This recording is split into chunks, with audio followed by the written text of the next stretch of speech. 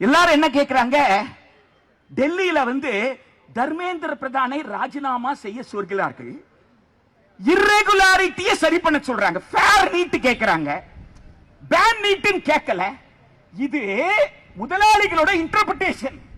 Donald Trump அப்படி interpret பண்ண சொல்லி திரு நரேந்திர மோடிக்கு சொல்லி தர்றார். பாவம் திரு நரேந்திர மோடி அவராக எதுவும் செய்யறது இல்லை. வெளிநாட்டுக்காரன் தூண்டாம திரு நரேந்திர மோடி எதையுமே செய்யல. அதனால தான் தன்னெழுச்சியா மாணவர்கள் எதையாவது செஞ்சா உடனே இது வெளிநாட்டு சதி. வெளிநாட்டு சதியின் மொத்த உருவம் திரு நரேந்திர மோடி தான். மொத்த உருவம். காரணம் என்னன்னு கேட்டா, WTO கேட்ஸ் ஒப்பந்தத்தில் இருக்கிற சரத்துகளை எடுத்து படிச்சு பாருங்க. லெவல் பிளேயிங் ஃபீல்ட் வேணுமா? ஃபாரின் யூனிவர்சிட்டி இங்க வந்தா லெவல் பிளேயிங் ஃபீல்ட் வேணுமா? ரெண்டு காரணத்தை சொன்னாங்க. ஒன்று, தரத்தை தீர்மானிக்கிறோம், இன்னொன்று வணிகமயத்தை ஒழிக்கிறோம். திரு நரேந்திர மோடி அமைத்தது பேராசிரியர் ரஞ்சித் ராய் சௌத்ரி குழு. அந்த குழு நீட்ட சொல்லல. 92வது நாடாளுமன்ற நிலைக்குழு அறிக்கை 2016 மார்ச் 8 நாடாளுமன்றத்தில் 2 அவையில் தாக்கல் செய்யப்பட்டது. அந்த குழுவுல பாதி பேர் பாஜகவை சார்ந்தவர்கள், எம்பிக்கள். அந்த அறிக்கை நீட்டு சொல்லல. அந்த அறிக்கை காமன் மெடிக்கல் என்ட்ரன்ஸ் தான் சொல்லிச்சு. எந்த மாநிலங்கள் விரும்பவில்லையோ அந்த மாநிலங்களை விலக்கி வைத்து விட்டுன்னு சொன்னாங்க. கூட்டாட்சி தத்துவத்தின் அடிப்படையில் regulation NP 32 of list 2 schedule 7. நீங்க பாபா சாஹிப்பை எந்த அளவிற்கு படிக்கிறோமோ, ஆனால் அம்பேத்கர் உருவாக்கிய அரசமைப்பு சட்டத்தை நடைபாதை தோறும் வாசிக்க வைக்காத பெரும் குற்றவாளிகள் நாம். அதன் விளைவுதான் 10 ஆண்டு காலமா தெருவில் நிற்கிறோம். வேற எதுவுமே கிடையாது. நமக்கான உரிமை எழுதப்பட்டிருக்கிற அந்த உரிமையை வாசித்து பார்க்க கூட நம்மால் முடியலையே. இந்த ரெண்டு காரணத்தை சொன்னாங்களா? நீட்டுக்கு முன்னாடி ஒரு மருத்துவ கல்லூரியில ஒரு மாணவர் அதிக மதிப்பெண் இருக்கிறவரை சேர்க்காம குறைந்த மதிப்பெண் இருக்கிறவரை சேர்த்துட்டா அது குற்றம். அந்த நிர்வாகத்தின் மீது நீங்க என்ன செய்யலாம்? நடவடிக்கை எடுக்கலாம். அரசு கட்டணத்தை போட்டா அந்த கட்டணத்தை விட்ட கூடுதலா வாங்கினா அது குற்றம். நீங்க வழக்கு தொடுக்கலாம். அது நடந்திருக்கு. இப்போ நீட்டில் என்ன நடக்குதுன்னு கேட்டா, 50% இடத்திற்கு கட்டணம் தீர்மானிக்க முடியாது. நேஷனல் மெடிக்கல் கமிஷன் ஆக்ட் 2019 திரு நரேந்திர மோடி அவர் கொண்டு வந்த சட்டத்தின்படி கட்டணத்தை தீர்மானிக்க முடியாது. 18 லட்சத்திலிருந்து 25 லட்சம் ஒரு வருஷத்துக்கு, 5 ஆண்டுகளுக்கு 1 கோடியில் இருந்து 1.25 கோடி. அங்க 1 கோடியில் இருந்து 1.5 கோடி செலவு செய்ததா எங்க போக முடியும்? 24 லட்சம் பேர் எழுதுறாங்கன்னு சொல்றாங்களே, அந்த 24 லட்சம் பேர் எதுக்கு எழுதுறாங்க தெரியுங்களா? 65,000 அரசு கல்லூரிக்கு எழுதுறாங்க. அரசு கல்லூரி இடம் 65,000. வெறும் 65,000க்கு தாங்க அகில இந்திய அளவில் இந்த தேர்வு அப்படின்னு நினைச்சிட்டு இருக்கோம். தேர்வே கிடையாது.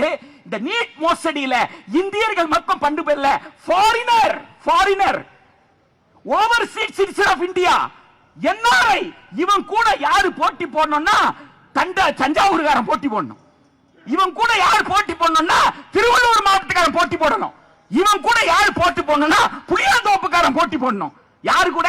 லண்டன்காரன் கூட, அமெரிக்காக்காரன் கூட. இதுதான் லெவல் பிளேயிங் ஃபீல்ட். இந்த நீட் நடைமுறையில் உங்களுக்கு 720 மார்க். இந்த 720 மார்க்ல 650க்கு கீழே வாங்கிட்டாங்கன்னா பெரும்பகுதி பிள்ளைங்க இந்த 65,000க்குள்ள போக முடியாது. மிச்சம் இருக்கிற இன்னொரு 65,000 தனியார் நிர்வாகம். இந்த சிக்கலே வல்லுநர் குழு, உச்ச நீதிமன்றம், நாடாளுமன்ற நிலைக்குழு எல்லாம் சொன்னது தனியார் கல்லூரியை பத்தி தான். தனியார் கல்லூரியில் முறைகேடு தான் சொன்னாங்க. இப்ப அந்த தனியார் கல்லூரியில நீட்டுக்கு பிறகு இந்த 650க்கு கீழே ஒருத்த மார்க் வாங்கிட்டா இந்த 500ல இருந்து 650 இருக்கிறவன் அப்ளை பண்றதில்ல, கவுன்சிலிங்கே போறதில்ல, கவுன்சிலிங்ல போறதில்ல. ஏன்னா அவனால என்ன செய்ய முடியாது? 1 கோடி ரூபாய் பணம் கட்ட. அவன் யாரு? ரிப்பீட்டர். அப்ப கவுன்சிலிங்ல யாரா போறான்னா 720க்கு குறைந்தபட்ச தகுதி மதிப்பெண் இந்த வருஷம் 212, போன வருஷம் 137, 147. அதுக்கு முன்னாடி பாத்தீங்கன்னா 107, 109, 117 தான் குறைந்தபட்சம். ஆக இந்த குறைந்தபட்சம் பெற்றாலே 58% இருக்கிற அவன் பேரு. அவன்ல யார் பணம் இருக்கோ அவன் போய் சேர முடியும். இப்ப நீங்க என்ன செய்ய முடியாது? தனியார் கல்லூரிகள்ல ஏண்டா 550 மார்க் வாங்கினவன் ரிப்பீட்டர் அடுத்த நீட்டுக்கு தயாராயிட்டு இருக்கிறான், எப்படிடா 250 மார்க் வாங்கின உள்ள போனான்னு கேட்க முடியாது. ஞானம் ஜெயராமன் அவர்கள் பிடிமன் ஒரு படம் எடுத்தார். அந்த படத்துல இதுதான் அந்த அந்த பிள்ளை, அந்த அப்பா, அந்த விவசாயி அந்த பிள்ளைய நல்லா +2 படிக்க வச்சிருப்பாரு. அவன் பிள்ளையோட ஃப்ரெண்ட் வந்து என்ன செய்வான், சேர்ந்துருவான். கேட்பான், ஏய் உன்னை விட கம்மியா மார்க் வாங்கிட்டானே எப்படிடா போய் சேர்ந்தான் அப்படின்னு கேட்டா அவங்க அப்பாவால துட்டு கட்ட முடிஞ்சது. நண்பர்களே, தோழர்களே, நீட் நடைமுறையில நீங்க யார கேள்வி கேட்க முடியாது, தனியார் கல்லூரிய கேள்வி கேட்க முடியாது. அவன் என்ன சொல்லுவான், கவுன்சிலிங்ல வந்தான்னு சொல்லுவான். ஏண்டா 50 லட்சம் ரூபாய்க்கு 2014 அலர்னாங்க, 1.25 கோடி ரூபாய் கேட்கறீங்க, கேட்க முடியாது. ஏன்னா சட்டப்படி நேஷனல் மெடிக்கல் கமிஷன் சட்டம் அவனுக்கு என்ன கொடுத்திருக்கு, உரிமை கொடுத்திருக்கு. ஆக நீட் யாருக்கு, குழந்தைக்கா? நீட் யாருக்கு, மருத்துவ கல்விக்கா? நீட் யாருக்கு, தரமான மருத்துவர் உருவாக்குவதற்கா? கிடையவே கிடையாது.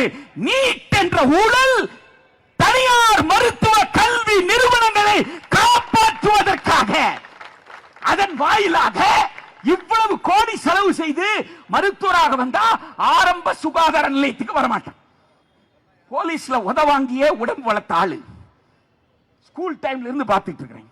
நுங்பாக்க F2 F3 அதுல இருந்து பார்த்துட்டு இருக்கிறேன். இந்த உடம்பு இவ்வளவு பெருசா வளர்ந்துருக்குன்னா போலீஸ் உததான் காரணம். சரியா? இந்த இந்த இந்த உடம்புக்கு என்ன காரணம்? ஆரம்ப சுகாதார நிலையத்தில் கூட்டு போய் உங்க அப்பா அம்மா வேக்சின் போட்டது காரணம். இனி ஜென்மத்துக்கு உங்க பேரம் பேத்திக்கு அந்த வாய்ப்பு கிடைக்காது.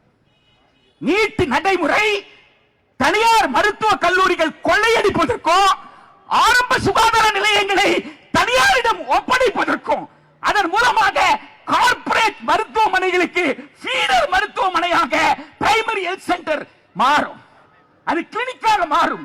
ஒரு மாபெரும் சதி. மருத்துவ கல்வி, சுகாதாரம் இரண்டுக்குமான மாபெரும் சதி. அந்த சதியை முறியடிக்கின்ற மாணவர்கள் தேசபக்தர்கள், பீம்ராவ் அம்பேத்கரின் பேர பிள்ளைகள், தந்தை பெரியாரின் பேர பிள்ளைகள். எனவே பீம்ராவ் அம்பேத்கர் முழக்கம் இருக்கும் வரை நீ அந்நியம் சொல்லு, என்ன வேணாலும் சொல்லு, அந்நிய நாட்டின் கைக்கூலி நீதான். எனவே நீதான் ராஜினாமா செய்ய வேண்டும். நீட் ஒழியும் வரை உலகம் முழுக்க இருக்கிற மாணவர்கள் இந்த போராட்டத்தை வலுவாக நடத்துவார்கள். தொழிலாளி வர்க்கத்துடைய ஒற்றுமை ஓங்கட்டும், மாணவர்கள் ஒற்றுமை, வாலிபர் ஒற்றுமை ஓங்கட்டும். ஜெய் பீம்.